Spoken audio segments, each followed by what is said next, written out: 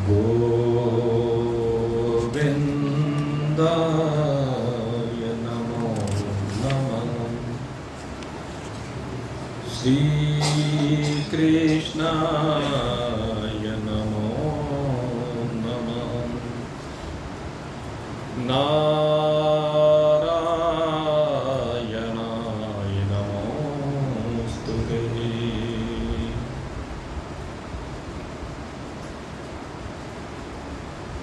उपस्थित परम सौभाग्यशाली भगवत प्रेमी जिज्ञासु वृंद,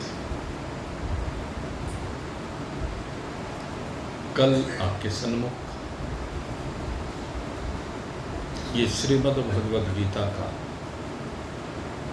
15वां अध्याय पुनः प्रारंभ किया गया और उसको पुनः प्रारंभ करते हुए आपके सन्मुख मर्यादा पुरुषोत्तम भगवान श्री राम की खोज के संदर्भ में जो विषय भारद्वाज मुनि के संदर्भ में रखा गया था, उसी के आधार पर इस पुरुषोत्तम योग की चर्चा आपके सम्मुख प्रारंभ की गई थी। तीसरा जो सूत्र राम जी की खोज का है, एक राम दशरथ घर डोले, एक राम घट घट में बोले, एक राम का सारा पसारा और एक राम इन सब से न्यारा। तो जिस राम का सारा पसारा है, इस अध्याय का प्रारंभ वहीं से हो रहा है।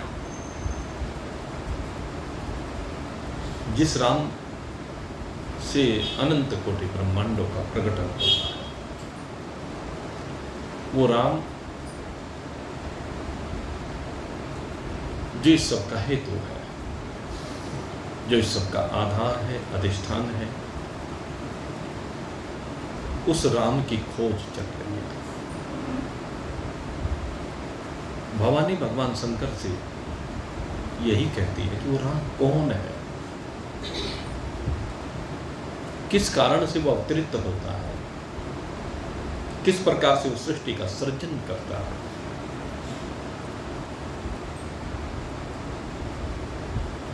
कुंभज ऋषि से भी भगवान सदाशिव इसी कथा को सुनवाने के लिए सती को लेकर के गए। वो अलग बात है कि वो सती उस रहस्य को समझ नहीं पाई, क्योंकि ये जो रहस्य है ना, परमात्मा की खोज, ये कुछ सामान्य विषय तो है नहीं। इसमें कोई रोटी की खोज नहीं करनी है, कपड़े की खोज नहीं करनी है, क्योंकि सब खोज तो बड़ी सरल होती है। रोज सब खोज करते हैं और खोज करके अपनी अपनी परिस्थितियों के अनुसार सब बनवा ही लेते हैं, खा ही लेते हैं। तो ये ऐसा पदार्थ तो है नहीं, ये तो पदार्थ न देखा जा सकता। इस पदार्थ को किसी प्रकार से देखा नहीं जा सकता। क्यों? क्योंकि जो देखने वाली आंखें हैं, वो आंखें वहां तक पहुंच नहीं पाती हैं। आंखों की पहुंच का विषय नहीं, क्योंकि आंख उसको देखे कैसे, आंख को वो देखता है। राम कौन है? जो आंख को देखने वाला है। कान सुने कैसे? कान सुन नहीं सकते, क्योंकि कान को बनाने वाला वो है। इसी प्रकार से समस्त इंद्रियों के बारे में बात की जाती है। परमात्मा ऐसा है जिसको न शब्दों में व्यक्त किया जा सकता, न आंखों से देखा जा सकता, न कानों से सुना जा सकता। वास्तव में तो ये है। लेकिन फिर भी जो महान पुरुष होते हैं, वो इशारों में इस तत्व की महत्ता का प्रतिपादन कर देते हैं। तो इशारों इशारों में ही यहाँ पर भगवान में किस प्रकार से सृष्टि का आरोप होता है, या दूसरे शब्दों में कहें जिनकी दृष्टि में जगत सत्य है, उनकी दृष्टि में भगवान से, दोनों बातें ध्यान करना, भगवान में भगवान से किस प्रकार जगत का अभ्युदय होता है। तो इस चर्चा को दोनों प्रकार से कहा जा सकता है कि सृष्टि का आरोप भगवान में और सृष्टि के निर्माता के रूप में हम देखें तो भगवान से सृष्टि। तो दोनों ही बातें इस अध्याय में भगवान हमारे सम्मुख रख रहे हैं। कहा कि ऊर्ध्व मूला, सबसे पहले मूल की ओर इशारा किया गया, मूल में परमात्मा। अब यद्यपि परमात्मा को ऊपर और नीचे करके भी व्यक्त नहीं कहा जाता। अब परमात्मा जैसे धरती है, अब हमारी धरती गोल है, और अगर यदि हम कहें कि हम धरती के शिखर पर हैं, तो जो आज शिखर पर है वही अब से 12 घंटे बाद सबसे नीचे होगा। अगर कहीं से भी देखने लगे ऊपर अंतरिक्ष में जाकर के, तो जो हिस्सा आज ऊपर है वो नीचे है। हर हिस्सा ऊपर भी है, नीचे भी है, मध्य में भी है, सर्वत्र है। लेकिन फिर भी हम समझाने के दृष्टिकोण से क्या लेते हैं, तो ऐसे ही परमात्मा को भी ऊपर नीचे कैसे कहा जा सकता है। अगर यदि हमने कह दिया कि परमात्मा ऊपर है, तो फिर नीचे कौन है? अगर परमात्मा ऊपर ही है, परमात्मा का लोक सबसे ऊपर ही है, वैकुंठ सबसे ऊपर है, जैसे हमने कह दिया कि भगवान नारायण का लोक वैकुंठ सबसे ऊपर है, तो हमने कह दिया, मान लिया, तो चलो मान लिया परमात्मा मान, तो फिर बाकी जगह परमात्मा नहीं है क्या? नीचे परमात्मा नहीं है क्या? मध्य में परमात्मा नहीं है क्या? दाएं में, बाएं में, पूर्व पश्चिम उत्तर दक्षिण, परमात्मा कहाँ नहीं है? तो ये इशारा है कि ऊर्ध्व मूल, ये परमात्मा रूपी मूल ऊपर है। ऊपर कहने से मतलब सबसे श्रेष्ठ है, सर्वोत्तम है, इसीलिए उसको कहा पुरुषोत्तम। और उसको पुरुषोत्तम कहने के कारण ही इस अध्याय का नाम भी पुरुषोत्तम योग ही है। कि उस पुरुषोत्तम का हमारे साथ योग कैसे हो, वो पुरुषोत्तम हमसे कैसे जुड़े, हम उस पुरुषोत्तम से कैसे जुड़े, यही तो योग है, पुरुषोत्तम योग। हमें उस परमात्मा से जुड़ना है, वो श्रेष्ठतम है, उससे श्रेष्ठ कोई दूसरा नहीं। उसी में सारी कल्पनाएं हैं, उसी में सब कुछ विराजमान है। ये जगत उसी में बना हुआ है, जगत उसी से बना हुआ, उसी में बना हुआ है और उसी से बना हुआ। जैसे बर्फ से, बर्फ के अनेक खिलौने बना लीजिए, तो बर्फ में है ना, बर्फ से ही है ना समंदर में अनेक लहर बनी है। लहर जल से बिना कुछ है क्या? समंदर में ही लहर है, समंदर ही लहर है, दोनों बातें। लहर समंदर में ही है और सारी लहर समंदर से ही बनी है। तो ऐसे ही सारा जगत परमात्मा में है और परमात्मा से ही बना है। जगत का अस्तित्व परमात्मा से भिन्न कुछ है ही नहीं। इसीलिए उसको कहा कि ऊर्ध्वमूल, वह सबसे श्रेष्ठ है, सबसे उत्तम है, सबसे ऊपर है। और फिर उसको कहा मूल है। वो मूल माने सबका कारण है। जहां पर हम मूल कहते हैं तो मूल का अर्थ यही तो है, मूल का मतलब कारण। तो सब कुछ का कारण परमात्मा है। और परमात्मा किस किस का कारण है, तो आगे अब उसकी चर्चा भगवान करें। ऊर्ध्व मूलम अधः शाखम, कहते उसके बाद क्या होता है कि उसमें से शाखाओं का प्रकटन होता है। परमात्मा में से शाखा का प्रकटन। शाखा क्यों कही? क्योंकि वृक्ष का उदाहरण देकर समझा रहे हैं। जैसे कोई भी बीज बोया जाता है तो सबसे पहले क्या प्रकट होता है? उसकी कुछ शाखा प्रकट होती है, मुख्य शाखा प्रकट होती है। जो मोटा वो तना जिसको हम कहते हैं वही तो प्रकट होता है। तो ऐसे ही परमात्मा से सबसे पहले उसका तना प्रकट होता है, अधय शाखम कहते। लेकिन वो तना नीचे की ओर, संसार का वृक्ष नीचे से ऊपर की ओर बढ़ता है। लेकिन ये क्या नाम, आम जो हम जितने भी वृक्षों को देखें तो उनका मूल कहाँ होता है? धरती के अंदर होती है उसकी जड़ें, और तना उससे थोड़ा ऊपर निकल जाता है। लेकिन जब हमने मूल परमात्मा का उससे किसी वृक्ष की उत्पत्ति गई तो वृक्ष नीचे की ओर, तो उसका तना नीचे की ओर है, अधय शाखा। उसकी शाखाएं कहाँ है? नीचे की ओर। और वो सबसे पहले जो सबसे पहली शाखा प्रकट होती है, जो सबसे मुख्य शाखा प्रकट होती है, जो सबसे मोटी शाखा प्रकट होती है, जिसको हमने तना कह करके संबोधित किया, वो कौन है? कहते मुख्य शाखा ब्रह्मा है।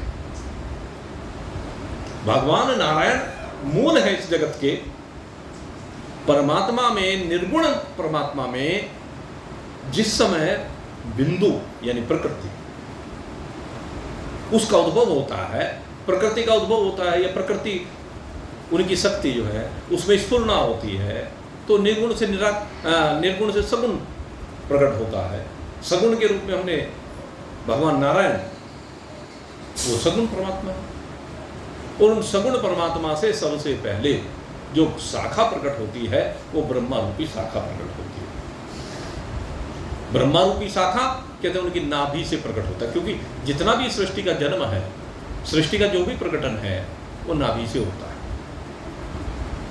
और भगवान की नाभि कहते हैं कमल है, कमल नाम है भगवान, इसीलिए भगवान को पद्मनाभ भी कहा है। उनकी नाभि से ब्रह्मा जी का जो प्रकटन हुआ उनको कमलनाभ या पद्मनाभ कहा गया।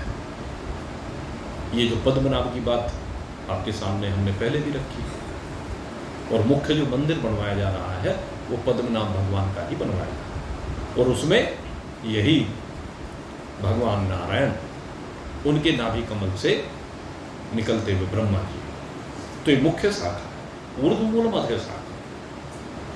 अश्वत्थम प्राहुरव्यम कहते हैं इसको जो है, जो ये संसार का वृक्ष प्रकट होता है, यहाँ पर जो ब्रह्मा को प्रकट होने कहा, अब ब्रह्मा के माध्यम से ही समझ लेना चाहिए कि सारे लोगों का प्रकट हुआ आगे, क्योंकि आगे प्रक्रिया यही है।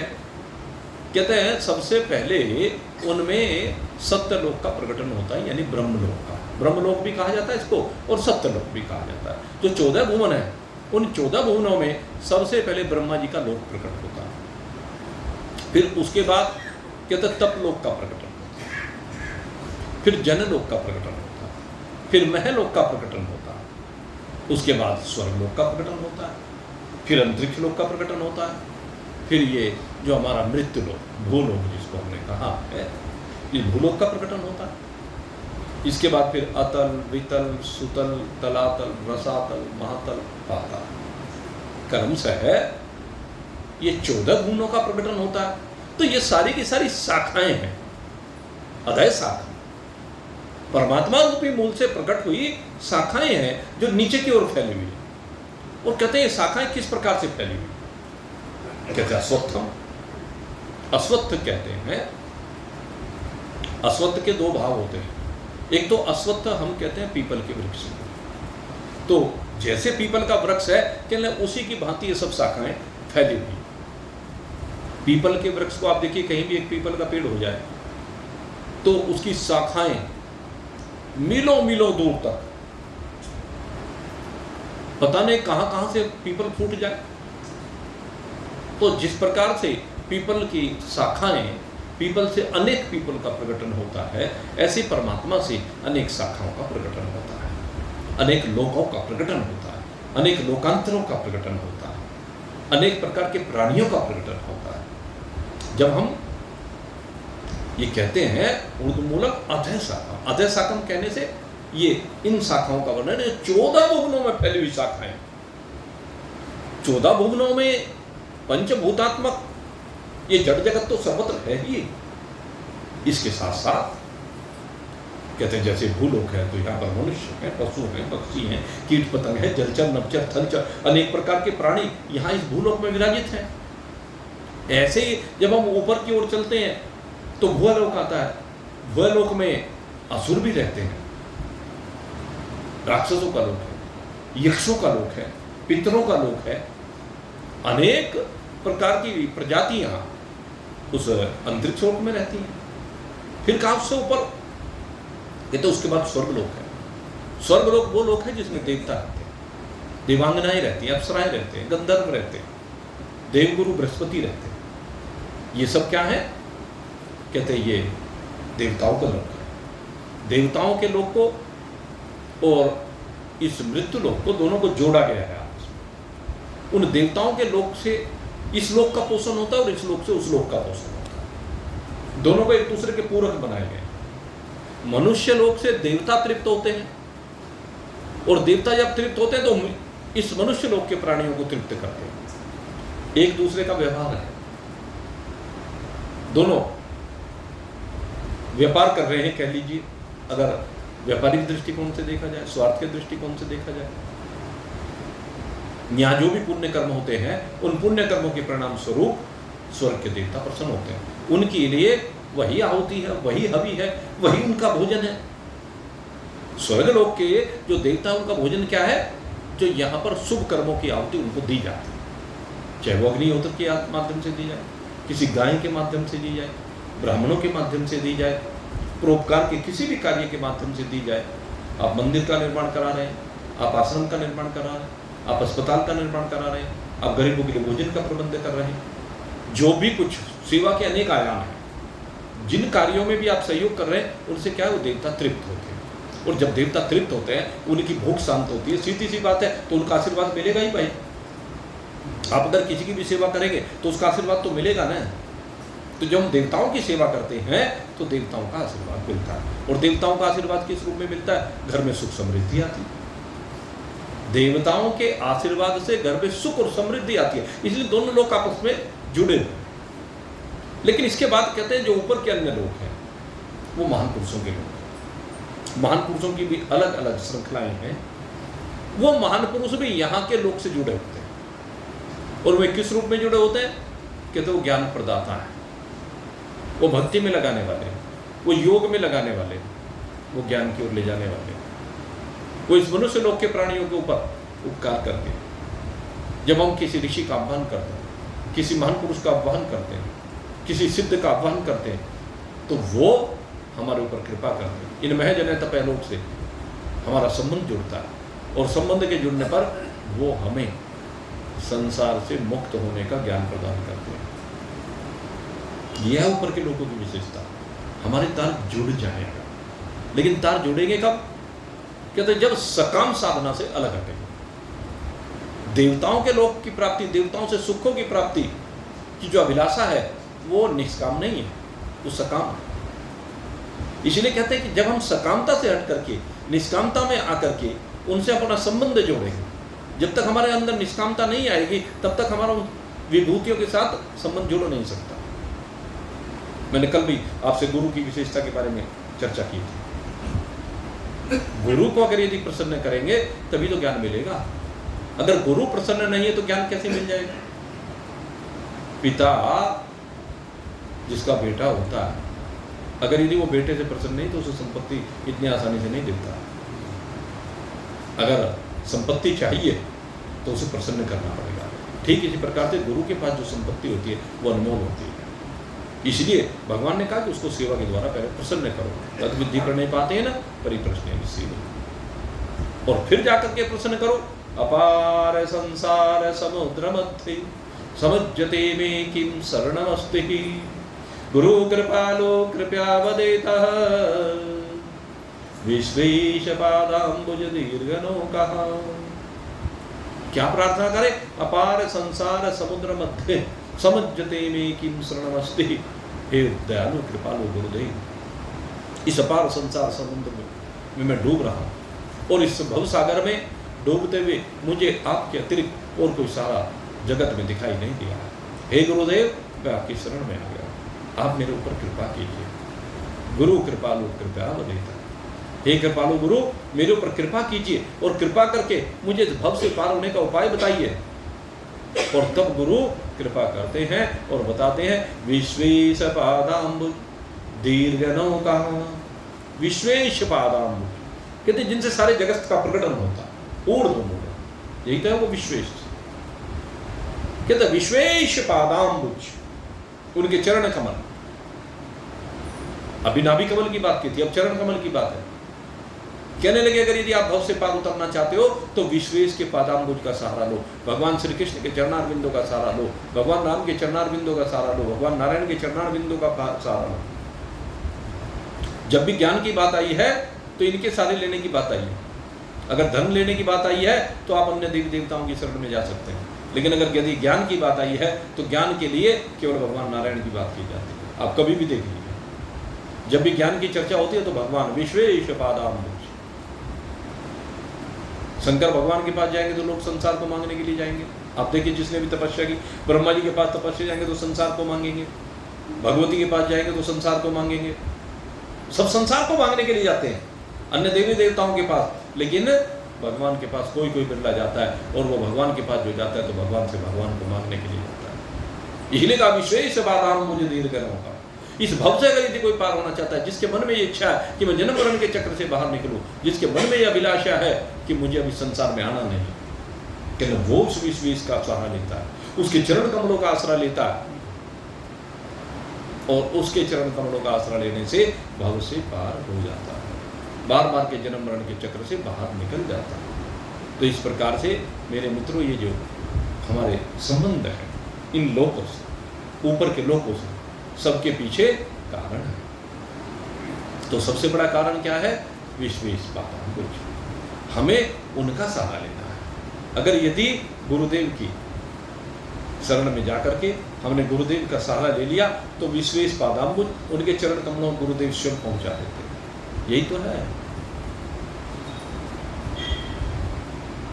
जो गुरु के द्वारा नाव खेल जा रही है। जिसने गुरु को अपने नाव का मल्लाह बना लिया, उसकी नौका पार हो जाती है। इसीलिए कबीरदास ने बार बार कहा कि खेवटिया से मिल रहे, गहरी गहरी नदियाँ नाव पुरानी, गहरी गहरी नदियाँ नाव पुरानी, खेवटिया से मिल रहना, कुछ लेना न देना मगन रहना, कुछ लेना न देना मगन रहना, पांच तत्व का बना ये पिंजड़ा, जिसमें बोले श्वासों की मैना, कुछ लेना न देना मगन रहना, कुछ लेना न देना मगन रहना। मगन कैसे रह सकते हैं? कबीरदास जी कहते हैं, कहते कबीर सुनो भाई साधो, संतों के चरण कमल से लिपट रहना, कुछ लेना न देना मगन रहना, कुछ लेना न देना मगन रहना। सीधी सी बात है ना। भगवान यही समझाते हैं कि अगर यदि भव से पार होना, इस संसार में फंसना नहीं है, तो क्या करें? विश्वेश पादाम्बुज, विश्वेश का सहारा लीजिए, भगवान का सहारा लीजिए। अर्जुन ने भगवान का सहारा लिया तो गीता जी का उपदेश सुना दिया। ये गीता जी का उपदेश अर्जुन को तभी तो सुनने को मिला। अश्वत्थम प्राहुरव्ययम्। एक तरफ अश्वत्थ की बात है, अश्वत्थ माने जो शाश्वत नहीं है, अश्वत्थ माने जो परिवर्तनशील है, अश्वत्थ माने जो सदा एक जैसा रहता नहीं है। लेकिन साथ में कहा इस अश्वत्थ में ही कौन समाया हुआ है? कहते हैं वो परमात्मा समाया हुआ, जिसको अव्यय कहा जाता है। वो कभी व्यय नहीं होता, वो कभी घटता नहीं, कभी बढ़ता नहीं, सदा एक जैसा रहता है, नित्य तत्व है। तो उस नित्य तत्व की प्राप्ति करनी, उस नित्य तत्व की प्राप्ति करने के लिए हमें भगवान की शरण का सहारा लेना चाहिए।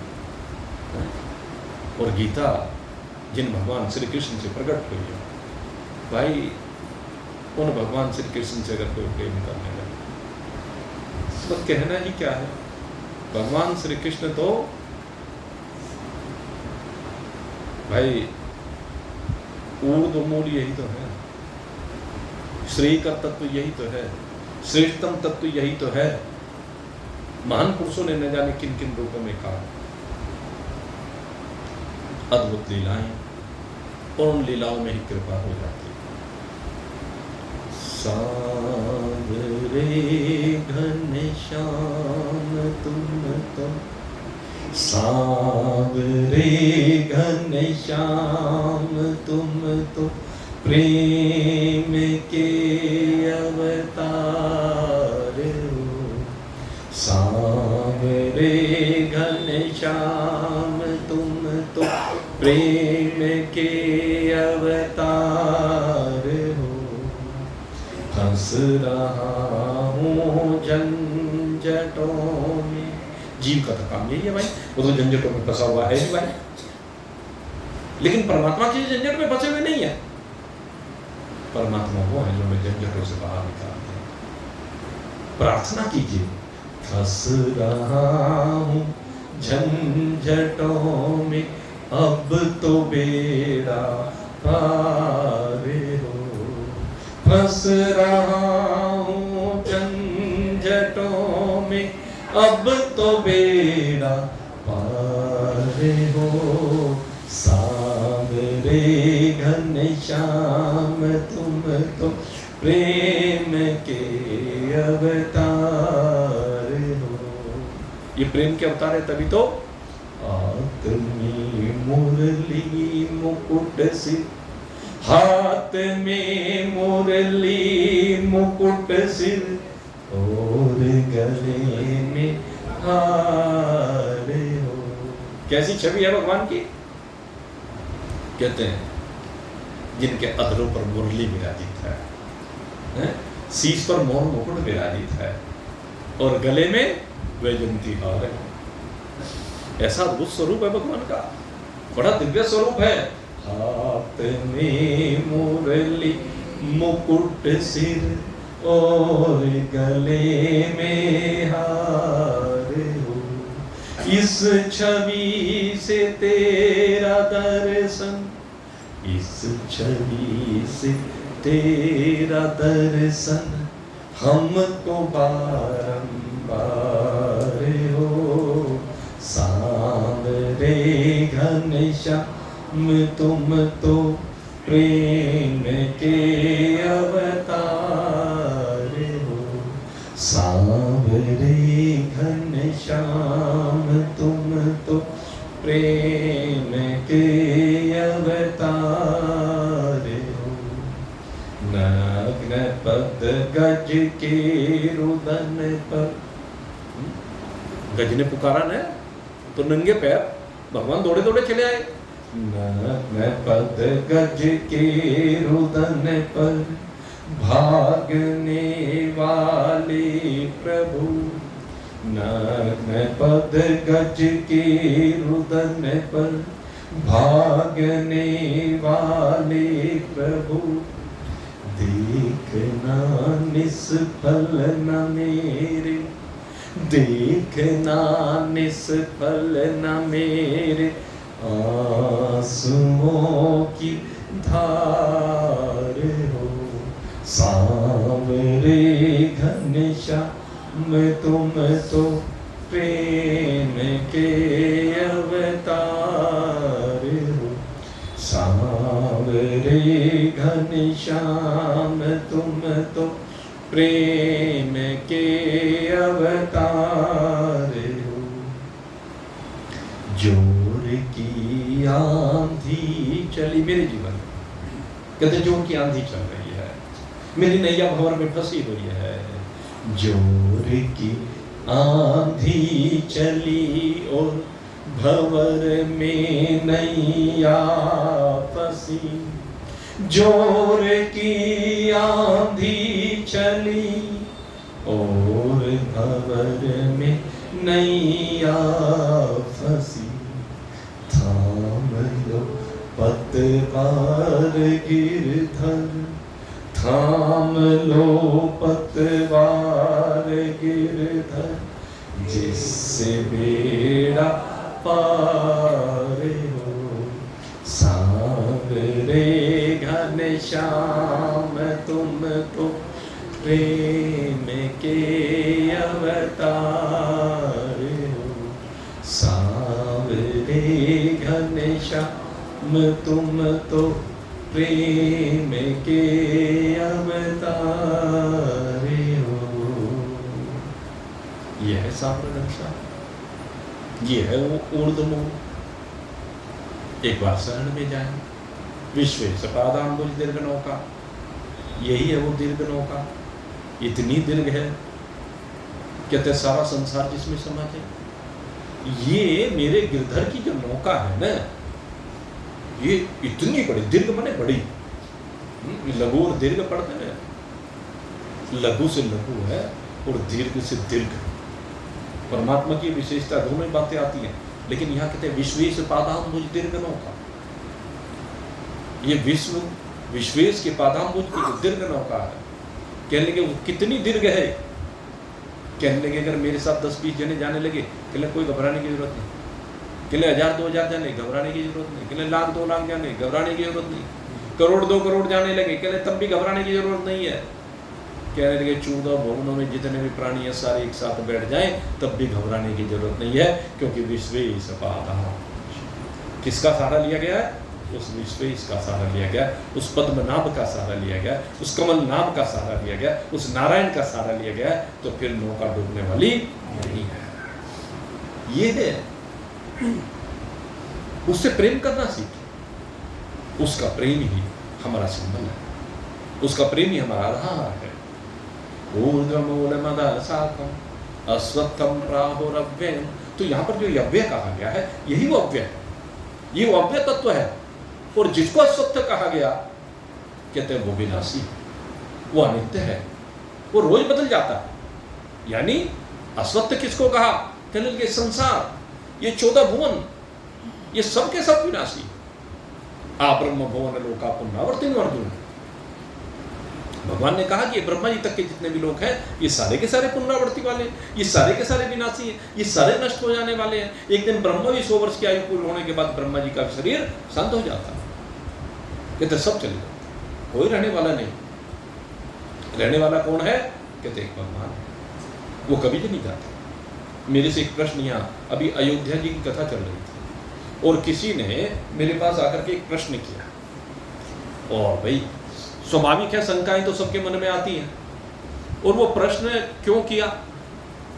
वो जो है कहाँ गए, वो जहाँ पर भगवान ने सरयू में लीला का संवरण किया था, बहुत लोग गए वहाँ पर, उस स्थान पर सरयू पर। क्या नाम था उस जगह का?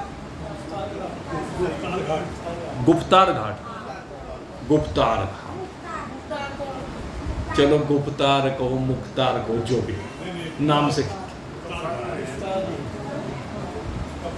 जो भी है नाम से हमें कोई लेना देना, हम तो बात बताना चाहते हैं। तो हमारे पास एक सज्जन आए, कहने लगे मेरी समझ में एक बात नहीं आई कि भगवान श्री राम जो अवतार लेकर के आए, उन्होंने सरयू में अपना शरीर क्यों त्यागा? भगवान है, वो तो भगवान है, और क्या उनको भी शरीर त्यागने? ये शरीर त्यागना तो आत्महत्या है। इन्हें सरयू में जाकर के अपने शरीर को त्यागना, ये तो आत्महत्या करना है। भगवान ने तो आत्महत्या क्यों की? अब ये प्रश्न जब हमारे सम्मुख आया तो हमने विचार किया। भाई पहले कभी हमारे दिमाग में प्रश्न, हमारे मन में भी कभी नहीं आया, लेकिन हमने उनको समझा। भाई भगवान जब यहाँ पर अवतरित होते हैं तो शरीर तो सबको छोड़ना होता है, लेकिन भगवान का चूंकि जन्म ही नहीं हुआ, भगवान का कभी जन्म नहीं होता, चाहे वो कृष्ण जी के जन्म की बात हो, चाहे भगवान राम के जन्म की बात हो। कथाओं में करते हैं जी राम जन्म है जी, आज कृष्ण जन्म है, मैं कभी नहीं कहता। आपने देखा होगा, मैं कभी जन्म नहीं कहता, मैं कहता हूँ अवतरण होता, या मैं कहता हूँ भगवान प्रकट होते हैं। भाई हम जब स्तुति करते हैं तो क्या है? भाई प्रकट गोपाला, भाई प्रकट कृपाला। जब राम जी की स्तुति करते हैं तो भाई प्रकट कृपाला, जब कृष्ण जी की स्तुति करते हैं तो भाई प्रकट गोपाला। यही तो कहते हैं। एक यशुमती हितकारी है, एक कौशल्या हितकारी है। हाँ? भय प्रगट गोपाल दीन दया, दोनों में दीन दयाल है, दोनों ही दीन दयाल है, दीनों पर दया करने वाले हैं। और कौशल्या हितकारी, हर्षित महतारी, जो माँ को हर्षित करने वाले, क्योंकि प्रकट हुए। और किस रूप में? आप जब भी प्रकट होते हैं तो हम क्या कहते हैं? भगवान चतुर्भुजी रूप में प्रकट हुए, शंख चक्र गदा पद्म धारण किए हुए, दोनों जगह। चाहे आप भगवान श्री कृष्ण का प्रकटन देखें या भगवान राम का प्रकटन देखें, दोनों जगह चतुर्भुजी रूप में प्रकट हुए। भय प्रकट श्रीकंता, निज आयुध भुजचारी, आता है ना स्तुति में, निज आयुध भुजचारी, अपने आयुधों के सहित चार भुजाओं के साथ भगवान का अवतरण हुआ है। स्तुति में बात आती है ना। तो ये जब भगवान प्रकट हुए हैं, चतुर्भुजी रूप में प्रकट हुए हैं, तो फिर उन्होंने रूपांतरण किया। उस रूपांतरण को संसार ने जन्म कह दिया। हम तो मजाकिया में भी उस समय चूंकि मजाकिया वो आती है? कह दुई कर जोरी अस्तुति तेरू, कही विधि करूं अनंता। वहां पर कौशल्या जी तो जब उस चतुर्भुजी रूप को देखती है तो हाथ जोड़ के फिर अच्छा जाओ, वहां पर कह देती है ना, माता पुनि बोली सो मत डोली, तजहु तात यह रूप। तो क्या है? मां प्रार्थना करती है भगवान इस रूप का त्याग करो। मैंने भगवान को बेटे के रूप में माना था, बाप के रूप में नहीं माना, इसलिए इस रूप का परित्याग करो। माता पुनि बोली सो मत डोली, तजहु तात यह रूप। कीजिए शिशु लीला, जब आप प्रकट हुए हैं, लीला करने के लिए प्रकट, तो शिशु बन करके प्रकट कीजिए, आप इस रूप का त्याग कीजिए। तो भगवान माता के कहने से सुने वचन सुजाना, रोदन ठाना, होई बालक सुर भूपा। हुआ ना, बालक, भगवान जो है बालक बन गए, मां की प्रार्थना पर बालक बने। इससे क्या सिद्ध हुआ कि भगवान तो हुए तो प्रकट चतुर्भुजी रूप में, लेकिन मां ने जब कहा तो भगवान ने रूपांतरण किया, वो नारायण रूप से बाल रूप में आ गए। और जब बाल रूप में आए तो बाल लीलाएं करने लगे, माया का पर्दा मां के आगे डाला, जिससे वो भी भ्रमित हो गई, फिर उसे अपना बालक ही समझने लगी। यही तो हुआ सारी लीला में। और फिर यही बात अंत में हुई। भगवान श्री राम से पहले लक्ष्मण जी गए। जब लक्ष्मण जी को मृत्युदंड देने की बात आई और फिर कहा कि भाई राम जी लक्ष्मण जी का परित्याग कर दे तो मृत्यु के समान होगा, तो लक्ष्मण जी ने कह दिया नहीं, मैं ये सहन नहीं कर सकता, मृत्यु तो आनी और जानी है, इसकी कोई बात नहीं, लेकिन मुझे मृत्यु स्वीकार है, आपका त्याग स्वीकार नहीं है। आपके बगैर मेरा अस्तित्व क्या है? अगर आपने त्याग दिया तो फिर कौन अपनाएगा मुझे? अगर भगवान ने हमें त्याग दिया फिर कौन अपनाएगा? इसलिए मुझे ये मृत्यु। और तुरंत लक्ष्मण जी चल दिए सरयू की ओर, हाथ में कुशा लेकर के सरयू में गए। लेकिन वहां भी क्या हुआ? लक्ष्मण जी का रूपांतरण हो गया। वो जो सरयू है, सरयू का रूपांतरण क्षीर सागर में हुआ। वहां की जो घटना आती है, सरयू क्षीर सागर बन जाती है। और उस क्षीर सागर में लक्ष्मण जी अपने वास्तविक रूप में आ जाते हैं। जो लक्ष्मण जी का रूप माया से धारण किया था, माया को हटाई, और माया को हटाते ही शेषनाग बन गए। शेषनाग रूप में उनका रूपांतरण हो गया। वहां शरीर छोड़ने की बात नहीं है, केवल शरीर का रूप बदल दिया। कैसे रूप बदल दिया? जैसे कि बच्चा होता है, छोटा बच्चा, माँ रोटी बना रही है और रोटी बनाते हुए वो माँ क्या करती है कि थोड़ा सा आटा निकालती है और आटा निकाल करके उसे दे ले चिड़िया बना ले। वो चिड़िया बना लेता है, कभी उसकी बोल बना देता है, कभी उसकी चिड़िया बना देते हैं, पता नहीं कितने प्रकार के खिलौना वो बनाता रहता है। बस यही तो है। वो आटा बदला क्या? आटा तो वही का वही है, लेकिन रूपांतरण होकर के अलग अलग रूप में वो हमें दिखाई देने लगा। तो ठीक उसी प्रकार से लक्ष्मण जी शेष के रूप में अपने वास्तविक रूप में आ गए शेष में। फिर उसी प्रकार से लक्ष्मण जी को जाता देखा, कहने जब लक्ष्मण नहीं तो राम भी है, लीला का स्मरण करना है। तो राम जी भी हाथ में कुशा लेकर के एक वस्त्र धारण करके चल दिए सरयू की ओर। अब क्या कि जब लीला करनी होती है तो संसार को सीधे सीधे नहीं दिखाते हैं, सरयू में प्रवेश किया और सरयू में प्रवेश करते ही भगवान चतुर्भुज रूप में प्रकट हो गए। वहां रूपांतरण किया है, राम रूप को नारायण रूप में परिवर्तित कर दिया, विष्णु भगवान के रूप में परिवर्तित किया। ये विष्णु भगवान का रूप है। जाकर के शेषशैया पर विराजमान हो गए। तुरंत भरत जी और शत्रुघ्न भी उनके गदा और सुदर्शन चक्र के रूप में परिवर्तित हो गए, यही माना जाता है। तो इसी प्रकार से फिर जो अयोध्यावासी थे वे सब उनके पार्षद ही थे। वो पार्षद भी फिर उन शरीरों का रूपांतरण करके वहाँ पूरा वैकुंठ वहीं पर प्रकट हो जाता है। उस सरयू में क्षीर सागर में वैकुंठ प्रकट हो जाता है और फिर यहाँ ये वैकुंठ अपनी उस स्थिति में आगे प्रस्थान करता है, अपने वैकुंठ की ओर जाता है, यहाँ से वहाँ की ओर। तो इस तरह से इसलिए न कोई आत्महत्या है, न कोई मृत्यु है।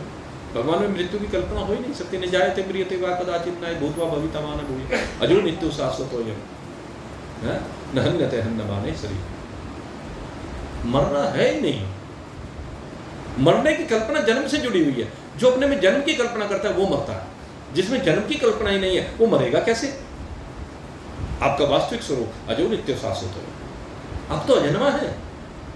आपने इस शरीर को अपना स्वरूप मान लिया, लेकिन हमारा स्वरूप शरीर नहीं है। हमारा स्वरूप तो आत्मा है जो शाश्वत है, अशाश्वत नहीं, अश्वत्थ नहीं। हमारा स्वरूप अव्यय है। ऊर्ध्वमूलमदय शाखम अश्वत्थम प्राहुरव्ययम् छंदांसि यस्य पर्णानि यस्तम वेद स वेदवित्। लेकिन इस गहराई को कौन जानता है? इस ज्ञान को कौन जानता है कि ये अश्वत्थ है, ये विनाशी है, परिवर्तनशील है जगत, और मैं अविनाशी हूँ, अव्यय हूँ, नित्य रहने वाला तत्व। कौन जानता है? कहते छंदांसि यस्य पर्णानि, कहते जो ये मैंने वृक्ष प्रकट किया, ये संसार रूपी वृक्ष प्रकट किया, इसमें वेद भी प्रकट किए। वेद के पत्ते, वेद के छंद, जो वेद की ऋचाएं हैं, वेद की श्रुतियां हैं, मंत्र हैं, वो क्या है?